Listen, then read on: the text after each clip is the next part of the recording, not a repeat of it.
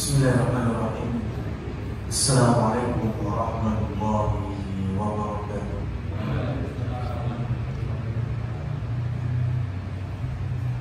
Alhamdulillah, alhamdulillah wa wakafa, wassalatu wassalamu ala rasulina Mustafa.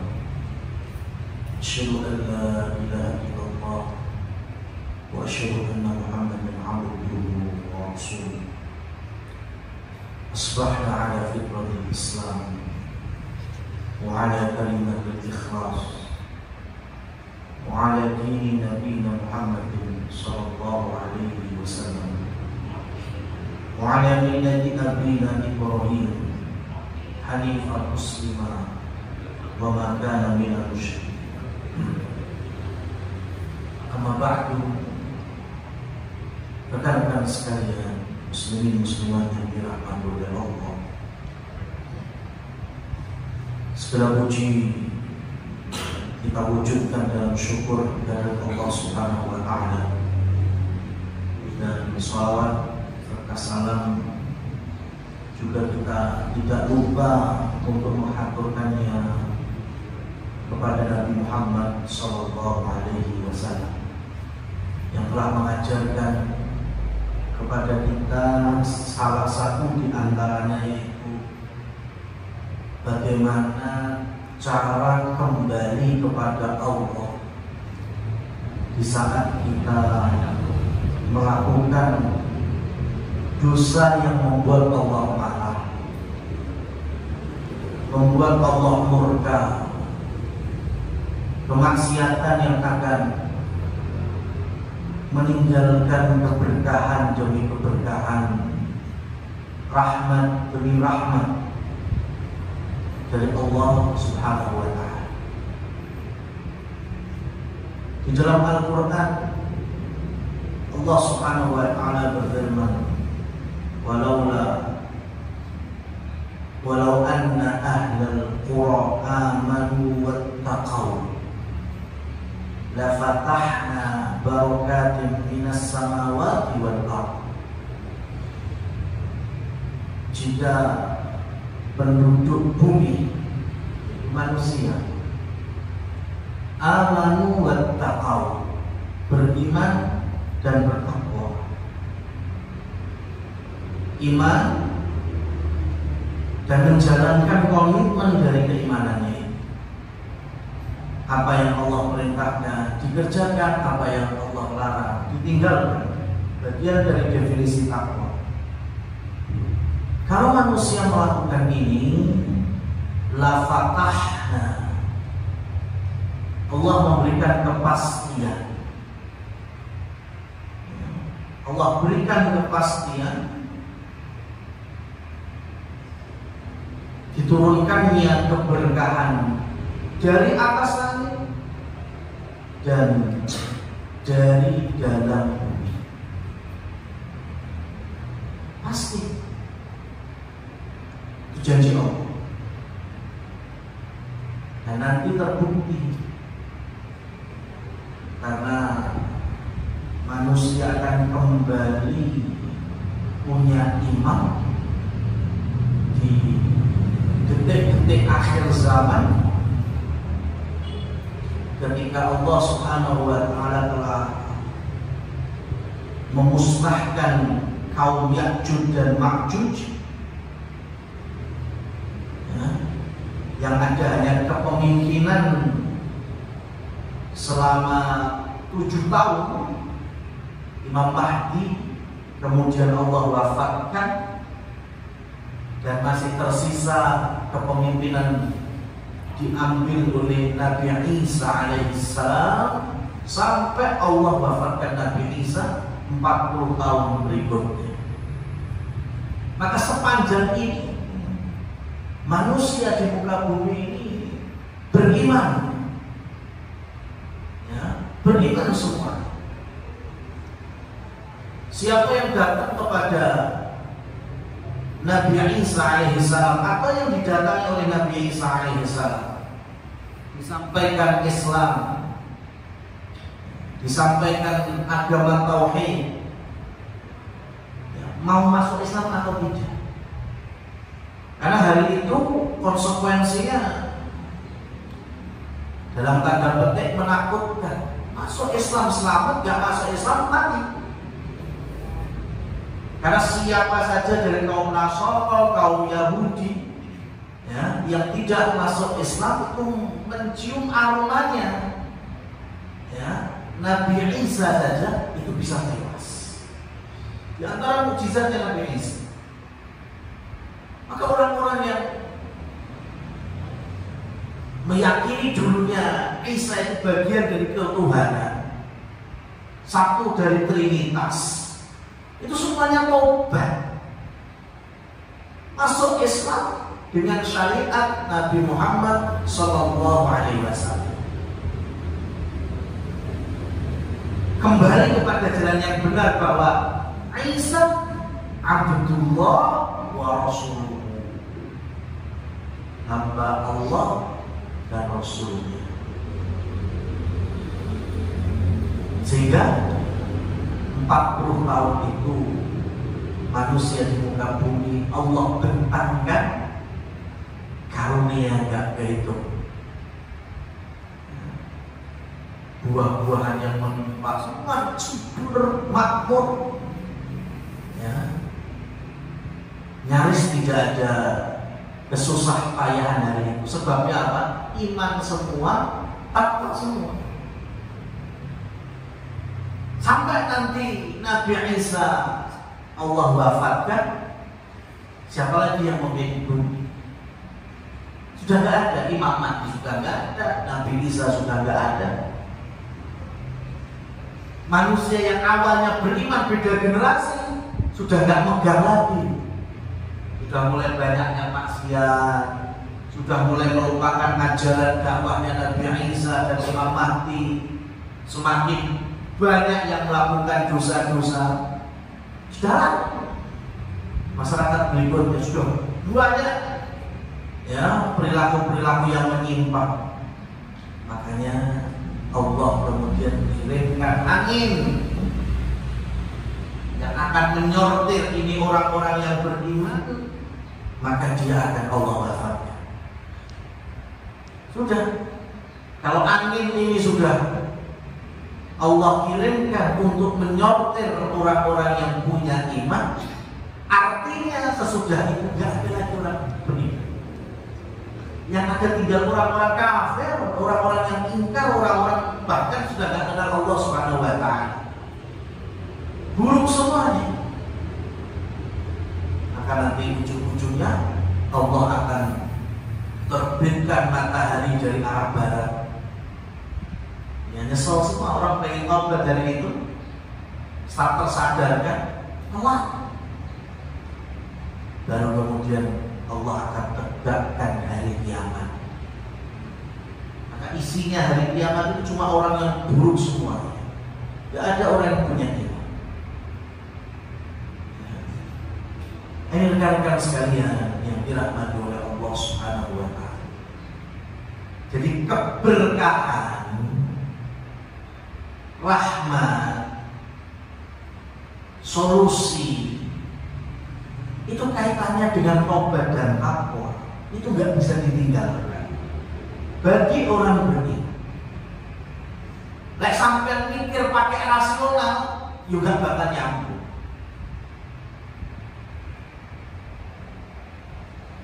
Nabi itu punya putri namanya Fatimah bintu Muhammad Sallallahu Alaihi Wasallam. Fatimah radhiyallahu anha satu dari 4 perempuan sempurna dunia dan akhirat. Karena ini dari Nabi Sallallahu Alaihi Wasallam, khairun nisa'i fil jannah arba', sebaik-baik perempuan surga itu ada 4. Kalau baik di surga otomatis baik di dunia.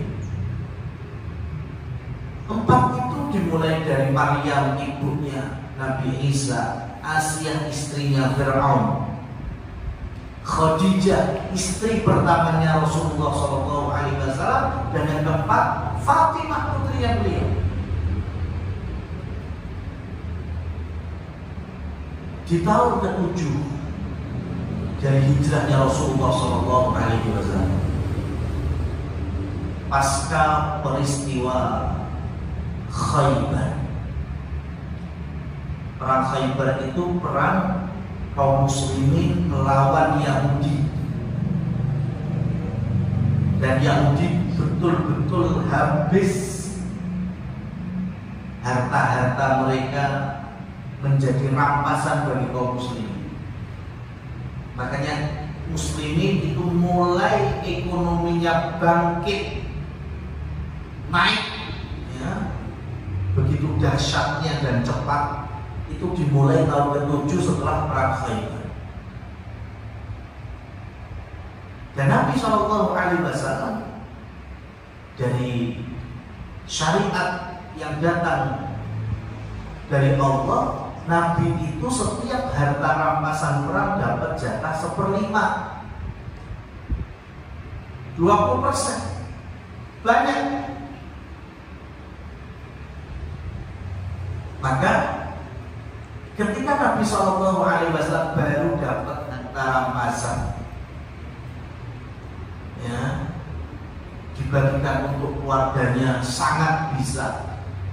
Tapi Rasulullah SAW memang lebih mengedepankan untuk menyedekahkan dan mewakafkan harta-harta itu. Nah, melihat kondisi Rasul yang sedang Allah lapangkan dunia, maka Fatimah, putri beliau, itu datang kepada ayahnya. Saat itu Fatimah punya suami Ali bin Abi Thalib dan punya beberapa anak yang masih kecil-kecil.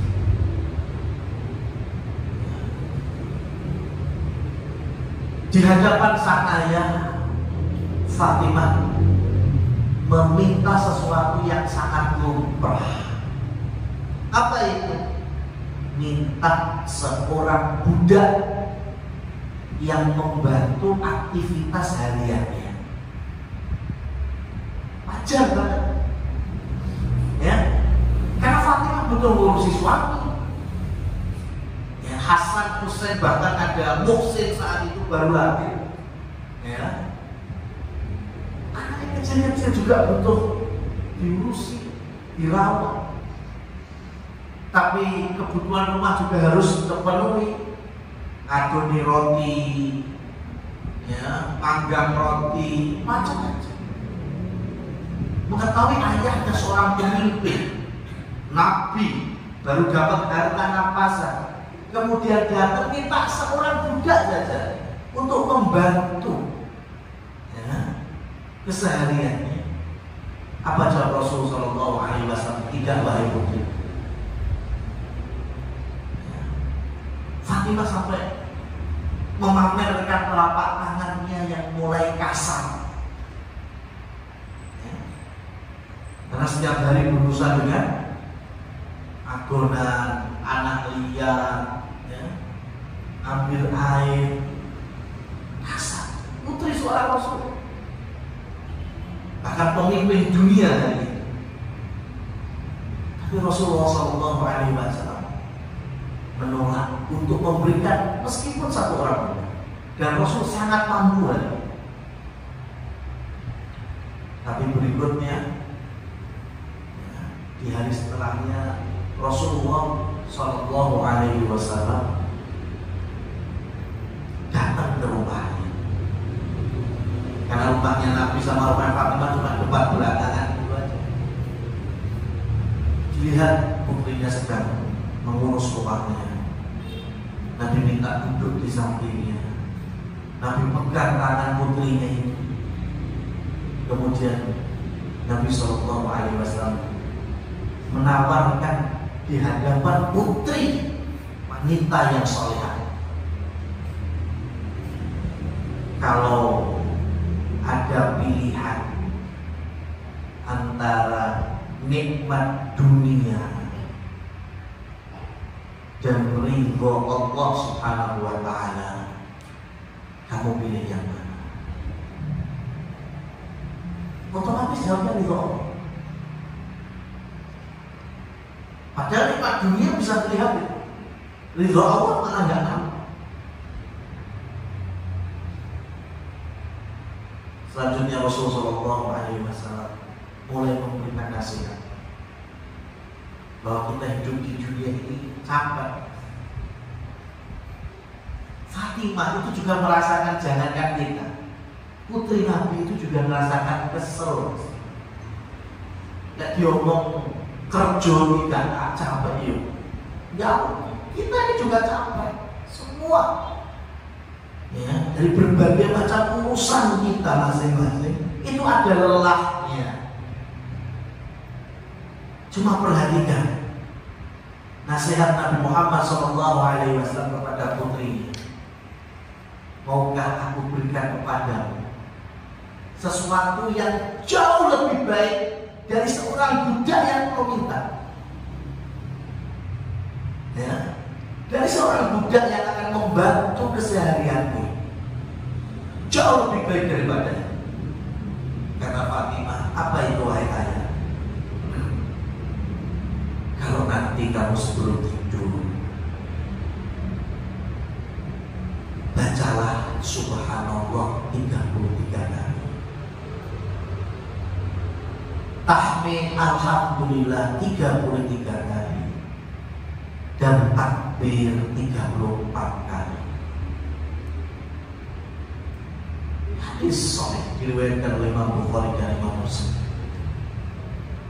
Coba sekarang kalau kita pakai logika, apa hubungan kesel awak dengan malah dikokon dikit? Ya. Tapi itulah hakikat kita sebagai seorang manusia yang tidak lain diciptakan oleh Sang Pencipta, yaitu Allah Subhanahu wa taala. Allah yang Maha mengetahui kita sekali. Allah yang memberikan amanah, wa ma khalaqtul jinna wal insa illa liya'budun. Tidaklah aku ciptakan. Ya. Kita ini memang seonggok yang tidak ada apa-apanya, tidak ada nilainya di sisi Allah Subhanahu wa taala. Kecuali kalau kita sadar kita ini hamba, kita ini makhluk, ya, dan punya tugas untuk beribadah kepada Allah. Makanya Rasul menekankan lebih baik dari urusan budak yang akan membantu. Mungkin kamu nggak lelah, tapi ini jauh lebih baik apa? Tasbih 33 kali, tahmid 33 kali, takbir 34 kali engkau baca sebelum tidur. Karena itu yang akan menggapai ridho Allah. Kalau Allah sudah ridhoi, gak perlu budak, gak perlu tukang pijet, gak perlu apa ya. Itu awak yo bagas paras, hati apalagi.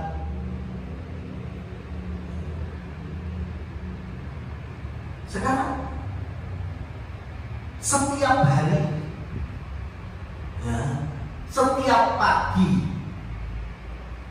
kita ini ada satu zikir,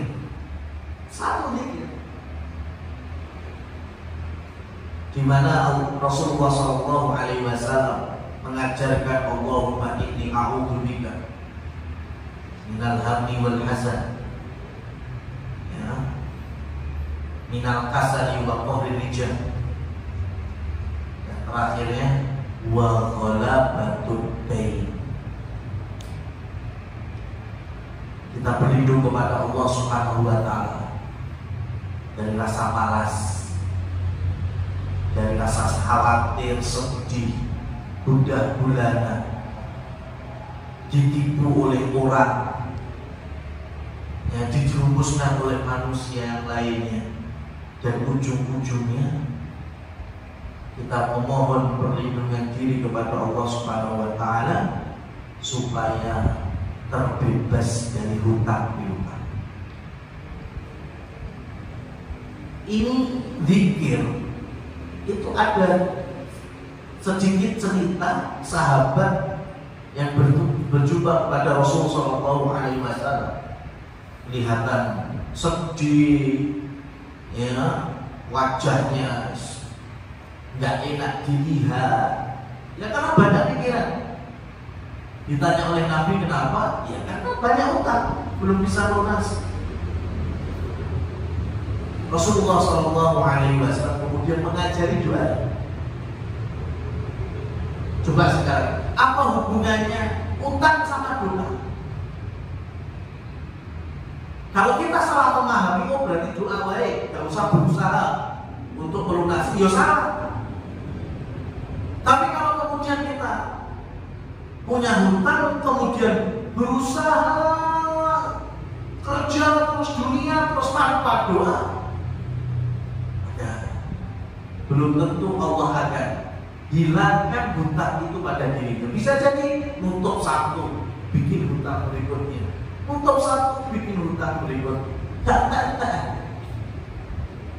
Karena pada hakikatnya tidak ada urusan dunia kita ini, melainkan semuanya terikat dengan ibadah ya, antara kita seorang hamba kepada Allah Subhanahu wa Ta'ala. Jadi eman-eman setengah hari kita ini difungsikan untuk dunia, tapi nggak ada akhiratnya sama sekali. Dari awal kita masuk jam kerja sampai pulang, kalau hanya kita niatkan golek duit, ya betapa ruginya kita. Padahal kita bisa niatkan jauh lebih besar daripada itu. Selain untuk mencukupi dunia kita, kita juga niatkan ini sebagai ladang ibadah. Akan berlimpah pahala. Oleh karenanya, ketika kita terkadang tersandung masalah, ya, kemudian kerjaan kok nggak selesai-selesai, kok kayaknya ruwet terus. Karena kita punya kesadaran seperti ini, kita bisa introspeksi. Jangan-jangan ada dosa yang kita lakukan, ada maksiat yang kita kerjakan, sehingga Allah cabut keberkahan, cabut rahmatnya, cabut solusinya. Nah, berpikiran seperti ini, insya Allah urip padam. Karena nggak mungkin kita terlepas dari masalah itu, nggak mungkin. Dunia darul ibtila, dunia darul amal. Dunia itu memang tempatnya ujian, diuji. Makanya di ujian itu kita bisa beramal. Salah satu ujian itu masalah demi masalah. Kita miskin bagian dari ujian, kita kaya juga bagian ujian. Jangan dikira ketika kaya itu bukan ujian. Kita sedih bagian ujian, senang pun juga bagian dari ujian. Makanya melelahkan. Tapi tadi, kalau lelahnya hanya kita kaitkan dengan dunia, rugi. Tapi kalau kita lelah dan capek dikaitkan dengan Allah Subhanahu wa Ta'ala, ibadah, itu kesel. Ya memang karena kita hidup di dunia, tapi kita dapat pahala, ya, hati juga lebih tenang. Ini cara menghidupnya ini. Nah, ini juga bagian dari solusi bertaubat. Mana kan kita sudah tahu syarat-syaratnya, dari penyesalan, ya, bertekad tidak akan mengulangi lagi, menjauhi sesuatu yang berkaitan dengan keburukan tersebut. Kalau ada urusan hak orang lain yang kita kembalikan, ini syarat-syaratnya. Nah, sekarang tahapan untuk menggapai taubatan nasuha, ya, dari penjelasan yang kita sampaikan tadi, yaitu senantiasa muraqabatullah, diawasi oleh Allah Subhanahu wa Ta'ala. Coba ya, nggak mungkin kita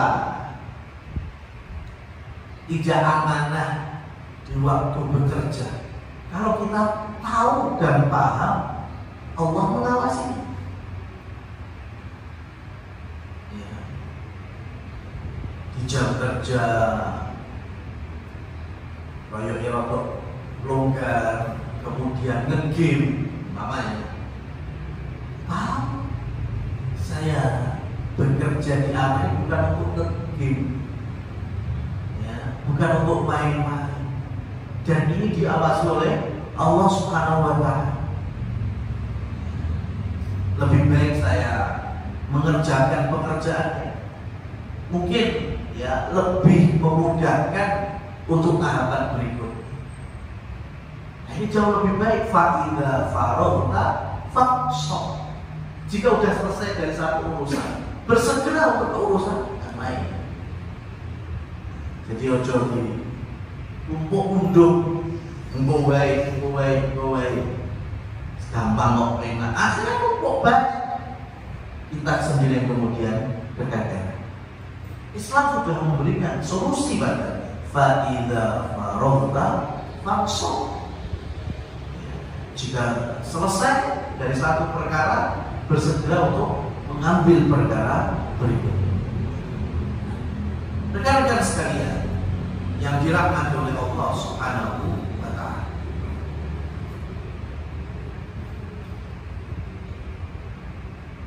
tidak kalah penting ketika rasa terawasi oleh Allah Subhanahu wa Ta'ala yang akan menumbuhkan tawakal, dosa yo pekewo tapi untuk Allah, sungkan kepada Allah. Ya. Dan nanti sekali lagi setiap tahun kita diuji, coba merasa diawasinya muncul apa tidak. Karena sepekan lagi biasa di kalender nasional, di kehidupan kita berinteraksi, bahkan dalam urusan kenegaraan juga dilindungi, yaitu hari raya non-muslim. Barangkali ada di antara kita yang keluarganya non-muslim, kemudian memberikan hadiah atau mengucapkan selamat. Harapannya kita juga membalas ucapan selamat tersebut. Saya coba sekarang, itu tes sampai pekewo kepada keluarga, teman, kelompok, atau pekewo kepada Allah. Situ. Ya. Sekarang gunung saja itu mau meledak, langit mau roboh. Ketika di atas bumi, di atas tanah, ada orang yang menyebut bahwa wa annal masih, sesungguhnya al-masih itu Nabi Isa ibnullah, ya, anak Allah atau anaknya Tuhan. Itu gunung mau meledak, langit mau pecah, gak terima, alam ini gak terima. Ya, alam itu tahu, qul huwallahu ahad, paham mereka, meskipun nggak bisa bersuara sebagaimana kita, paham, lam yalid wa lam yulad. Hewan-hewan tahu. Musuh kita kalah dengan jago, bebek, ya, dengan alasan pekewo, sungkan. Apalagi dengan narasi, saya nggak murtad, aku cuma ucapin buktinya saya tetap muslim. Itu kacamatamu. Tapi kacamata syariat, kacamata ulama, ya, bahkan ulama 4 mazhab, ulama klasik. Ya. Jangan seperti hari ini, semua orang bisa ngaku ulama. Ya. Yang kemudian bermudah-mudahan tidak apa-apa, Yang penting hati kita. Oh, cuma ucapan. Kalau hanya ucapan seperti itu nggak bermasalah, nggak mungkin gunung pengen meletus, nggak mungkin langit akan roboh. Karena ini memang ringan di lisan, tapi berat di dalam akidah, tauhid, agama. Betapa banyak dosa-dosa lisan itu mudah, tapi berat ditimbangan. Jangankan ucapan kekufuran, salah satunya mengucapkan selamat Natal. Oh, kita ngapusi ya gampang, tapi kan tetap tercatat dosa ngapusi. Kita menfitnah, mengadu domba, gak kerasa, tapi kan tetap tercatat sebagai dosa. Ghibah, adu domba, begitu juga sama. Kita mengucapkan selamat, ya, hari raya non muslim, hari raya kafir, ya, itu gak terasa di lisan. Tapi itu jembatan yang bisa menjerumuskan kita dalam urusan riddah atau kemurtadan. Naudzubillah. Eman.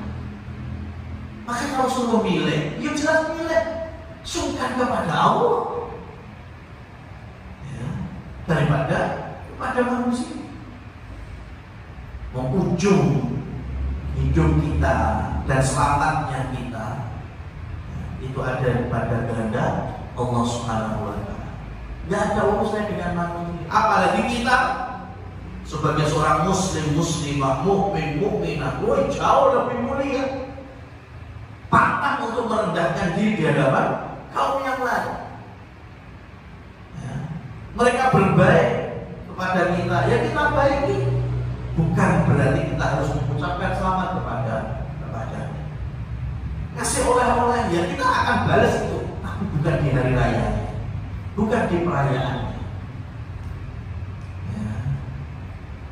Mereka sakit, silahkan kita bisa membantu. Harus diperiksa nih, monggo, ya, diberikan obat, silahkan. Tapi kaitan dengan ibadah, maka lakum dinukum waliyah. Kalau kita punya rasa diawasi oleh Allah Subhanahu wa Ta'ala, maka akan muncul rasa gaib. Maka alhamdulillah beberapa dari kita, ya, saya beberapa kali pakai jasa saudara-saudara kita yang Gojek, ya,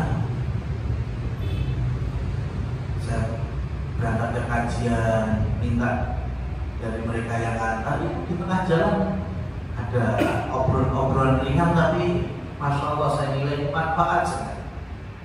Mereka tanya kepada kita, Ustaz, kalau saya hukum saya kantor, ya, orang kafir itu ke gereja untuk ibadah gimana?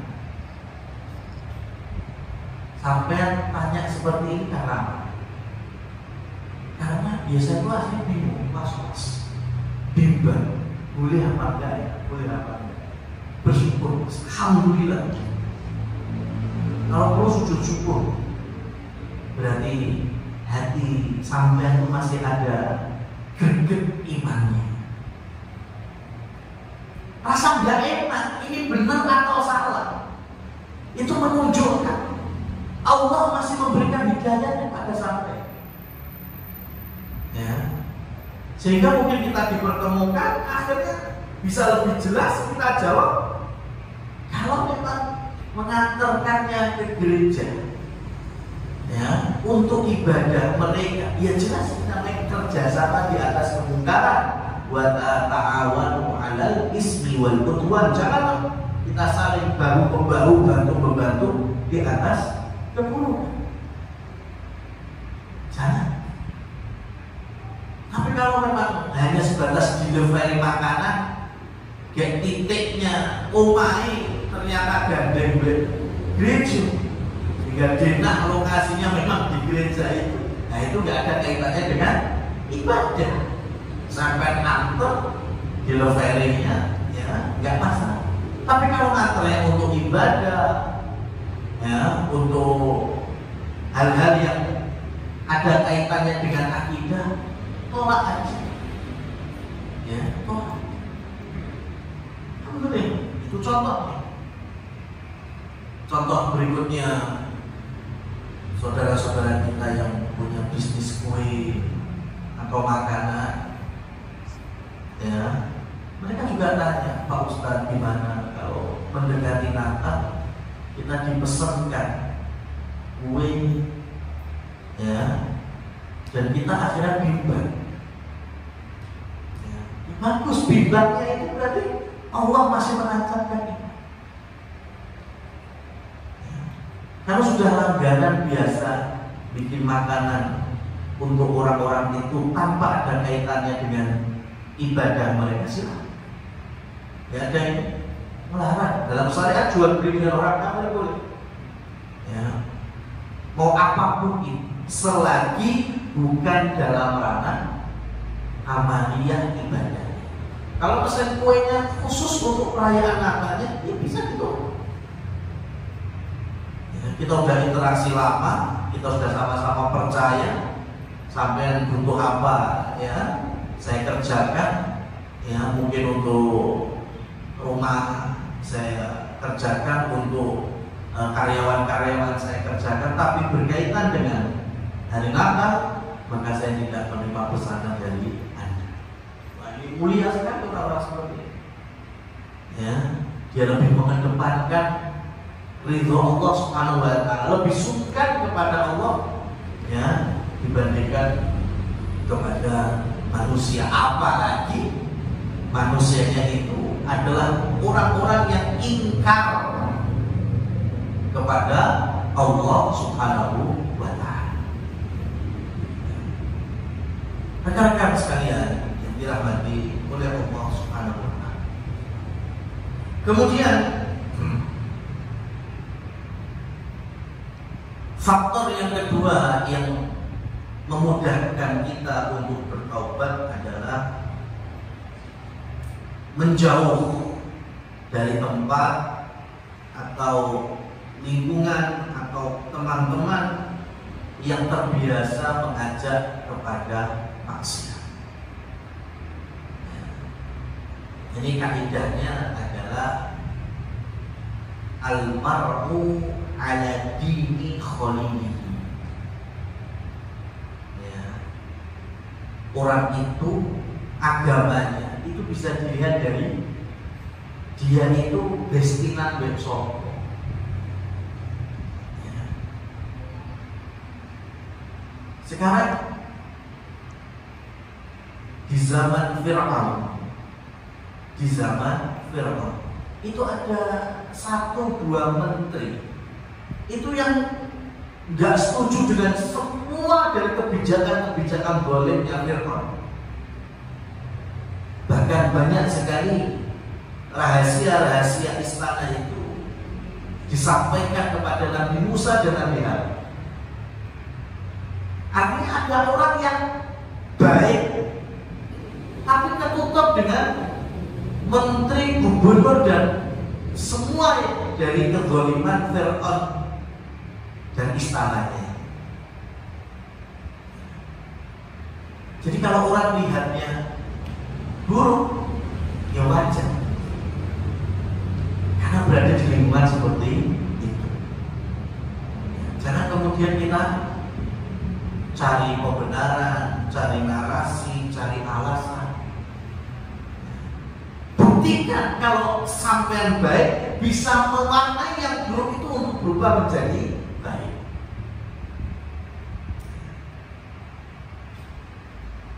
Kalau bahasa dulunya bisa sampai dalam urusan parlemen, ya, bukan kita merendahkan atau suudzon, tapi rata-rata fakta yang berbicara.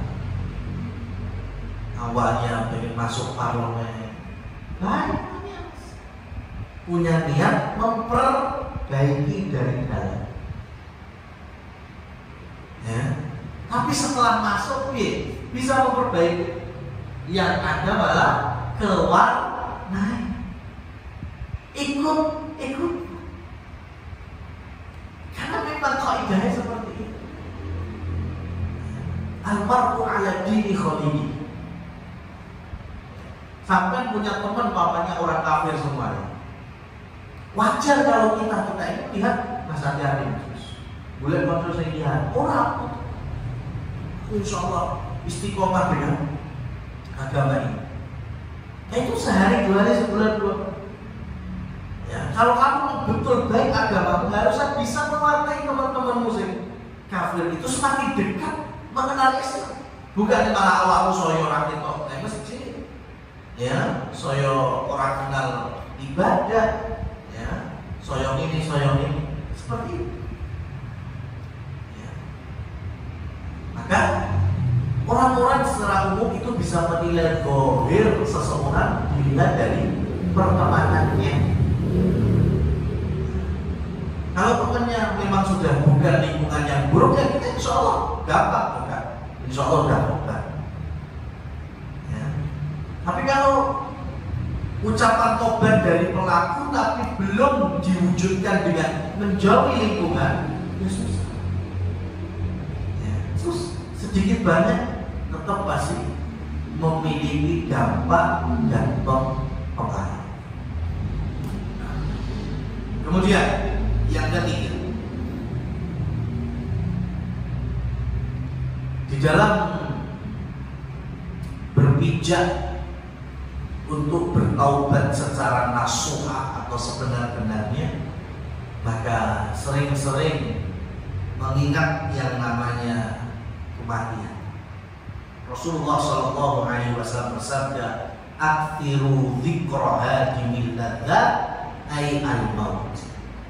Perbanyaklah oleh kalian mengingat pemutus segala kelezatan. Apa itu? Kematian. Ya.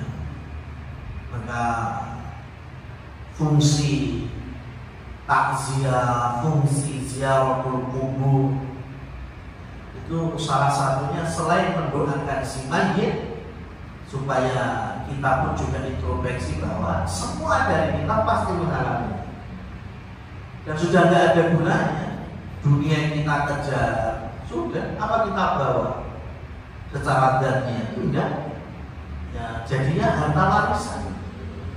Dan kalau kita nggak soleh dan nggak berhasil mendidik generasi yang soleh, yang jadi harta yang kita cari selama ini kemudian kita tinggalkan jadi rebutan, ya, jadi rebutan sama ahli waris. Tapi beda kalau kita meniti kebaikan, jalan kebaikan, jalan kesolehan, ya. Walhasil anak-anak juga tahu mereka tidak berbarisan, bahkan sebagian harta dari warisan itu disedekahkan atas nama orang tua yang baru saja meninggal, diwakafkan, macam-macam, sehingga masih dapat pahala yang ngalir, mendapatkan jariah, karena yang ditinggalkan adalah generasi yang baik-baik. Ma'asyiral muslimin wal muslimat rahimani wa rahimakumullah tabaraka wa ta'ala.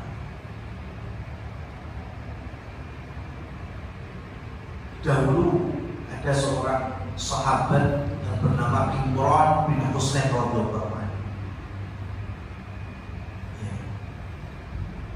Diuji oleh Allah sakit itu enggak cuma sehari 2 hari, 30 tahun. Ya, 30 tahun. Ketika ditanya oleh orang-orang saat itu, apa kamu ridho dengan ketetapan Allah? Jelas sekali. Ya, apa yang Allah cintai aku pun akan meridhoi. Kalau sakit ini Allah berikan kepadamu sebagai bukti Allah meridhoiku, ya berarti aku meskipun secara urusan dunia ada ikhtiar berubah, ya, mencari kesembuhan, karena itu juga diperintahkan. Tapi kalau nggak sembuh-sembuh atau belum Allah karuniakan kesembuhan, sabar. Dan barangkali ini juga menjadi penggugur dosa-dosaku. Karena Imran bin Husain radhiyallahu anhu dulunya juga orang-orang musyrik. Ya, bisa jadi dosa-dosa kesyirikanku gugur dengan sakitku hari ini. Ya, jadi sakit aja bisa sebagai ladang taubat. Ya. Utsman bin Affan radhiyallahu anhu melihat ke Baqi yang hari ini pun juga kuburannya ada di Baqi, itu bisa nangis, ya, bisa keluar air matanya, didengar oleh orang-orang yang di sekitarnya. Kenapa engkau itu sudah digadang-gadang sama Rasul ahli surga, kok masih nangis? Kata Utsman bin Affan, lah surga itu kan di akhirat, jaminan dari Allah dan Rasulnya. Aku bagian dari penghuni surga. Cuma Rasul kan gak ngabari aku sebelumnya itu di barzah. Di sini, di alam kubur itu Rasul gak ngabarkan Utsman dapat nikmat atau dapat azab. Akhiratnya sih surga. Cuma di kuburan bisa jadi, ya, masih mendapatkan azab dari Allah, yaitu siksa kubur. Makanya nangis, bertobat. Itu selevel Utsman bin Affan radhiyallahu anhu. Bagaimana dengan kita yang nggak jelas, ya, barzah yang nggak jelas, akhirat yang jelas? Maka benar apa yang diucapkan oleh Hasan al-Basri, istighfaruna yahtaju ilal istighfar. Taubat kita, istighfar kita itu butuh diistighfari lagi, ya, karena barangkali istighfar kita itu hanya lapis-lapis yang lambe, nggak sampai hati. Bisa jadi taubat kita yang hanya sebatas buku pencitraan, yang buku hanya sebatas, ya, musuh wong tobat, tapi nanti maksiat lagi, melu lagi. Lama kuno imanah, kata Abu Ibnu Mas'ud. Ojo dadi wong sing melok-melok. In ahsanan nas ahsana, wa in asa'an nas asa'na. Kalau manusia sedang baik, nah ikut-ikutan baik. Tapi ketika manusia sedang buruk, kita pun juga ikut-ikutan. Ya seperti ini, kita ini harus berada di atas jalan kebaikan. Wallahu a'lam bishawab. Semoga Allah mudahkan kita di dalam menempuh jalan taubatan nasuha. Allahumma amin. Waktu dan tempat kami kembalikan.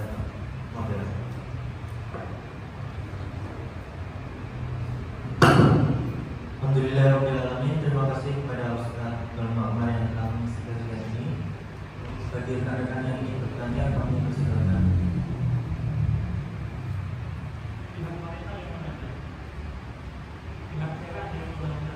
Dari Ahmad, barangkali ada yang ingin ditanyakan.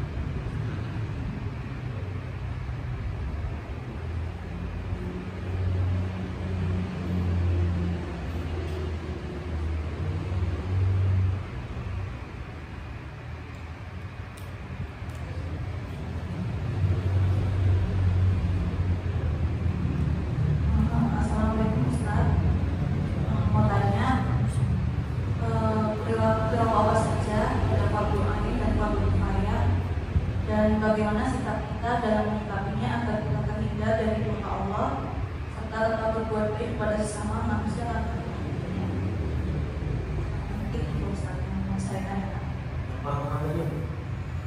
perilaku apa saja pada fardu ain dan fardu kifayah.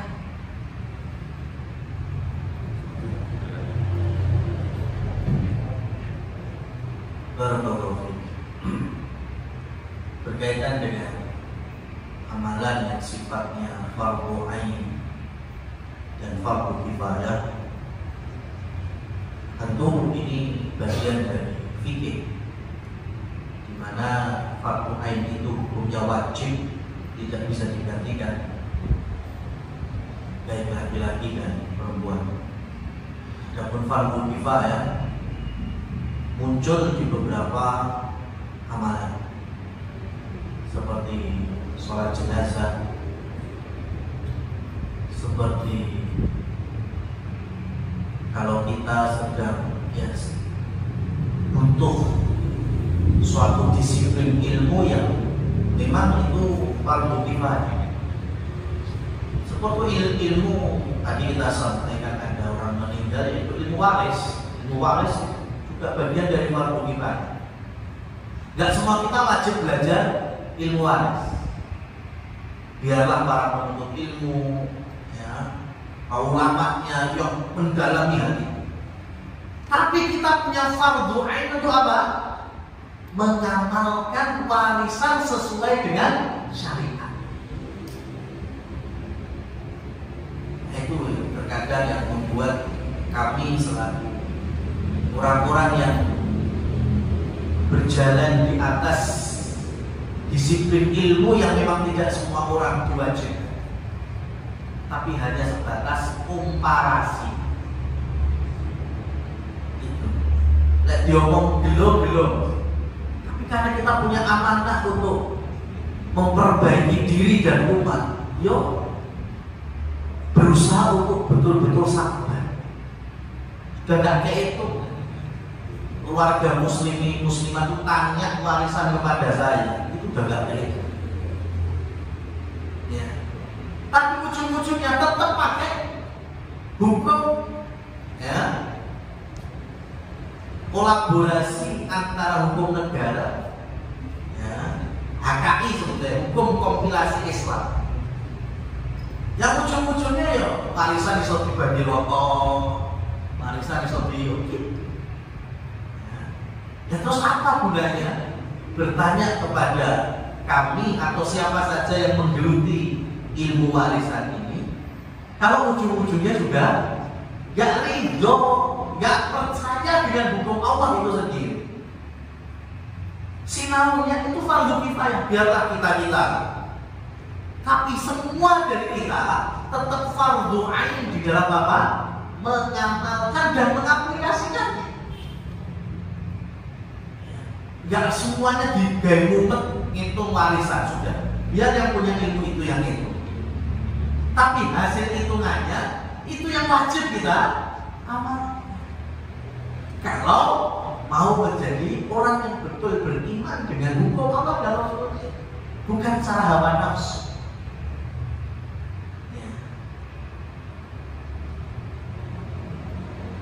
Jumatan fardu ain bagi laki-laki yang sedang mungkin, nggak safar, sedang sehat, nggak sakit, balik dewasa, nggak anak-anak. Ya. Bagi wanita, tidak, fardu kifayah pun juga tidak. Mereka cukup sholat zuhur di rumah masing-masing. Kalau mau Jumatan, silahkan, tapi harus di masjid yang membuka Jumatan bagi jamaah wanita. Ngedek dewe nggak boleh. Ya, khusus musola perempuan. Enek khotibe yo perempuan, muadzine yo perempuan, imame yo perempuan. Boleh Jumatan seperti ini? Itu tetap tidak boleh. Bahkan jadi dosa dan maksiat, padahal secara boleh itu ibadah. Jadi fardu kifayah itu secara definisi adalah apabila sekelompok orang yang dirasa cukup telah mengerjakan, maka yang lainnya gugur. Artinya kalau belum cukup, ya masih. Sholat jenazah, ternyata sing sholat mau nganaki wong siji wong loro tok. Kita nggak mau, ya sama-sama saudara seiman dengan alasan terus kok besar sing ngelatih sapa anake loro. Ya belum cukup hitungannya. Ya, jadi fardu kifayah tetap belum gugur. Tapi kalau udah dilihat, kalau dalam Syafi'iyah disebutkan ada 40 orang, ya berarti kalau yang lebih daripada itu ya sudah gugur yang baik. Dan fardu kifayah itu nggak banyak, sedikit sekali. Lebih banyak yang fardu ain. Bagi wanita di antara fardu ain, ya selain sholat wajib, berbakti kepada orang tua, berbakti kepada suami, itu juga fardu ain. Dan ini adalah amalan yang lebih berat dibandingkan sholat dan puasa itu sendiri. Ya. Muslimat itu banyak yang kuat Ramadan tuntas kecuali mungkin di hari-hari yang berharap. Banyak. Sholat wajib tepat pada waktunya banyak, bahkan diiringi dengan sholat-sholat sunnahnya. Tapi berkaitan dengan taat kepada suami belum tentu. Berarti lebih berat mana? Mentaati suami atau dengan sholat puasa? Taat suami lebih berat buktinya. Ya. Nah, dalam rangka membersihkan hati itu salah satu caranya istiqomahkan atau dawamkan, ya, ajak amalan-amalan yang sifatnya fardu ain terlebih dulu. Ya. Kita ini heran. Ada dulu saya masih usia SMA. Usia SMA atau masih SMP itu masih mulai muncul Tibun Nabawi bekat. Ya, belum banyak, pokoknya baru awal-awal munculnya bekam di Indonesia. Ya. Itu di dunia kami yang saat itu di pesantren. Itu saja, saya kan pertama di bekam itu di situ. Apalagi dulu belum ada pen, modelnya di sayap, ya, belum ada model pen, sayap. Itu saya tuh sempat mendapatkan, kalau hari ini mungkin belian, kalau bekam ragil, sunnah Nabi, ya kan, sunnah. Nah, tapi makanya ngomong itu saya tahu dia mengkampanyekan bekam sunnah Nabi, tapi sholat sunnah larang nate, selain kemis larang nate, ya. Maka aneh sekarang ini nggak semua orang hari itu bisa menerima dengan mudahnya di sayap awal. Mungkin masih butuh tahapan, saya tidur-tidur. Tapi bokiro sunnah itu berkentok, pada poso Senin Kamis ya sunnah orang nanti bermanfaat. Ya, sholat sunnah rawatib itu juga sunnah, tapi rambut lakon. Ya. Terkadang kita ulap dengan hal semacam ini. Ya, kita sampaikan kepada teman-teman, keluarga, hal-hal yang mungkin baru. Tapi kita saja belum jawab, belum istiqomah dari amalan-amalan yang mudah kita kerjakan, bahkan itu yang hukumnya fardu ain atau wajib. Seperti sholat wajib, menutup aurat dari muslimah, ya. Itu berkaitan dengan amalan fardu ain dan fardu kifayah. Ada pun yang kedua,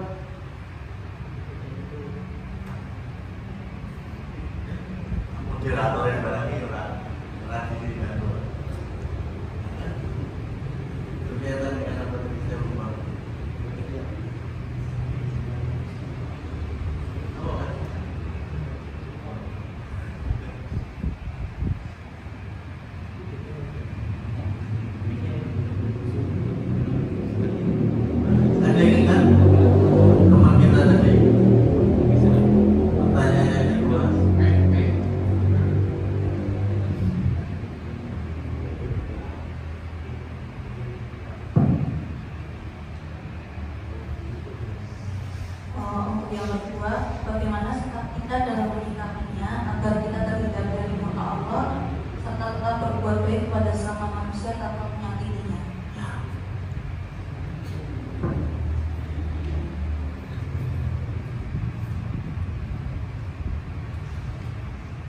di kita itu ada istilah hablum minallah, hablum minannas. Ya. Kalau dibilang 50-50 itu salah.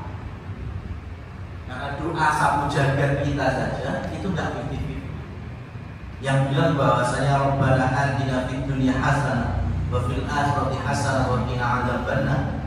Kita minta kebaikan dunia, kita minta juga kebaikan akhirat. Oh, berarti 50-50. Sah.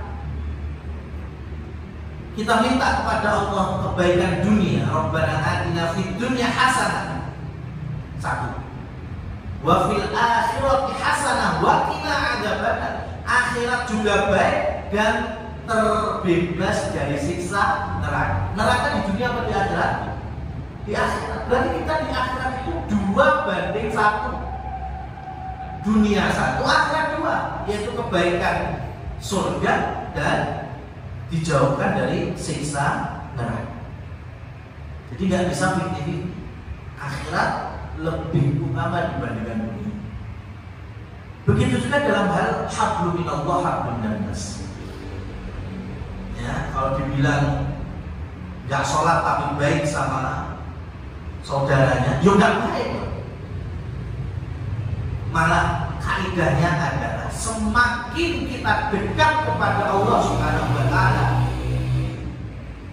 semakin menggapai rahmat dan ridhonya, maka Allah akan pilihkan siapa yang akan dekat dengan kita dari kalangan manusia. Dan barangkali itu bukan hawa nafsu kita.